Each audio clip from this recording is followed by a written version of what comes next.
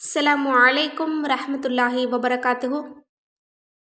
இன்னைக்கான வீடியோவில் நம்முடைய ஒவ்வொரு காரியங்களுமே நமக்கு சிறப்பு மிகுந்ததாக மாற்றி தரக்கூடிய ஒரு நபிகளார் ஓதப்பட்ட அவர்களுடைய வாழ்க்கையில் ஒரு திருப்பத்தை ஏற்படுத்திய திருக்குரானுடைய ஒரு வசனம், மிகச்சிறிய ஒரு திக்ர். இந்த ஒரு திக்ரை பற்றிய சிறப்புகளை தான் பார்க்க போகிறோம் இன்ஷா அல்லாஹ்.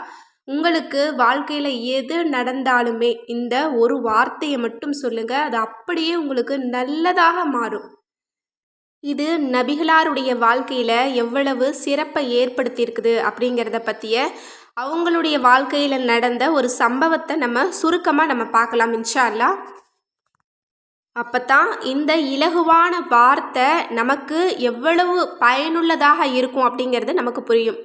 ஒரு முறை மக்கத்து காஃபிர்கள் நமது நபி அவர்களை கொலை செய்ய திட்டமிடுறாங்க. இதை தெரிஞ்சுக்கிட்ட நமது நபி அவர்கள் அபூபக்கர் ரலியல்லாஹு அன்ஹு அவங்க கிட்ட போய் இதை சொல்கிறாங்க. அவங்க ஏற்கனவே தயார் நிலையில் இருந்தனால இவங்க இருவரும் சேர்ந்து தன்னோட பயணத்தை ஆரம்பிக்கிறாங்க. மக்காவாசிகள் சிறந்த குதிரை வீரர்களாக இருந்தாங்க. அதனால் நமது நபியோர்களை பிடிக்கிறது அவங்களுக்கு அவ்வளோ கஷ்டம் கிடையாது, மிக இலகுவாகவே பிடிச்சிடலாம். அதனால் இவங்க இருவரும் திட்டமிட்டு அவங்கள எதிரிகளை அலைய விட்டுட்டு நம்ம அதுக்கப்புறம் தன்னோட பயணத்தை ஆரம்பிக்கலாம் அப்படின்னு முடிவு பண்ணி தௌர் அப்படிங்கிற ஒரு குகையில் போய் தங்குறாங்க.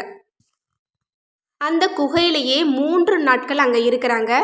இதற்கு இடையில் அந்த காஃபிர்கள் முஹம்மது நபியையும் அபூபக்கரையும் உயிருடனோ மரண நிலையிலோ கொண்டு வந்து கொடுத்தால் ஒட்டகங்களை பரிசாக அளிக்கப்படும் அப்படின்னு அறிவிப்புகளை கொடுக்குறாங்க. எனவே இறை மறுப்பாளர்கள் அனைவருமே அதிகமாக எண்ணிக்கையில் நபியவர்களை தேட முயற்சி பண்ணுறாங்க. அந்த குகை பக்கமும் ஒரு கூட்டம் வந்துட்டுருக்கு. அவங்கள நமது நபியவர்களும் அபூபக்கர் ரலியல்லாஹு அன்ஹு அவங்களும் பார்க்குறாங்க. அவங்களுடைய கால்கள் எல்லாமே குகைக்கு அருகில் தான் இருக்குது. இந்த சந்தர்ப்பத்தில் அபூபக்கர் ரலியல்லாஹு அன்ஹு அவங்க தமது இறை தூதரை கொன்றுவாங்களோ அப்படிங்கிற ஒரு கலக்கத்தோடவும் தவிப்போடவும் இருக்கிறாங்க. அப்போது அபூபக்கர் ரலியல்லாஹு அன்ஹு அவங்க இறை தூதரை பார்த்து சொல்கிறாங்க, அவங்களில் ஒருத்தர் நம்மளுடைய பாதங்களை பார்த்துட்டா நம்ம என்ன செய்வோம்? நம்ம இருவர் தானே இந்த குகையில் இருக்கிறோம், அவங்க நிறைய பேர் இருக்கிறாங்களே அப்படின்னு சொல்கிறாங்க. அப்போது அபூபக்கர் ரலியல்லாஹு அன்ஹு அவங்கள பார்த்து நமது இறை தூதர் சொல்கிறாங்க, நம்ம இருவர் இல்லை, நம்ம 3 இருக்கின்றோம், நம்முடன் அல்லாஹ்வும் இருக்கின்றான் அப்படின்னு சொல்லிட்டு தான் இந்த ஒரு திருக்குரானுடைய ஒரு வசனத்தை ஓதுறாங்க. அதுதான் லா தஹ்சன் இன்னல்லாஹ மஅனா, நிச்சயமாக அல்லாஹ் நம்முடன் தான் இருக்கின்றான் என்று ஆறுதல் கூறி உறுதிப்படுத்தினாங்க. ஒரு பக்கம் இவங்க குகையில் இருக்கிறாங்க, எதிரிகள் கொலைவெறியோட வெளியில் சுற்றிட்டு இருக்கிறாங்க. அந்த சந்தர்ப்பத்தில் காஃபிர்களுடைய மனதில் அல்லாஹ்தாலா மாற்றத்தை ஏற்படுத்தினான். எதிரிகள் எல்லாமே அந்த இடத்துல தேடாமல் அங்கிருந்து கிளம்பிடுறாங்க. இதனால தான் நமது உத்தம நபியும் அபூபக்கர் ரலியல்லாஹு அன்ஹு அவங்களும் பாதுகாக்கப்பட்டாங்க. அல்லாஹ் பாதுகாக்க நினச்சிட்டான் அப்படின்னா எந்த சூழ்நிலையில் நம்ம இருந்தாலும் அல்லாஹ் நமக்கு உதவி செய்வான்.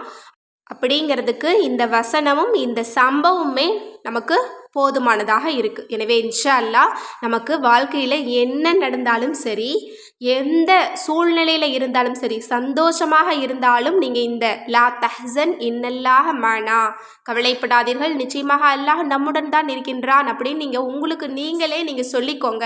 இல்லை எந்த விஷயம் உங்களுடைய வாழ்க்கையில் நடந்தாலும், சோதனைகள் வந்தாலும், கவலைகள் வந்தாலும், இன்னும் மகிழ்ச்சியான செய்திகள் வந்தாலும், எது கிடைச்சாலும் உங்களுக்கு லா தஹ்சன் இன்னல்லாஹ மஅனா இந்த ஒரு வார்த்தையை மட்டுமே நீங்கள் சொல்லுங்கள். இது சூரா தௌபாவில் 40வது வசனமாக இடம்பெறுது.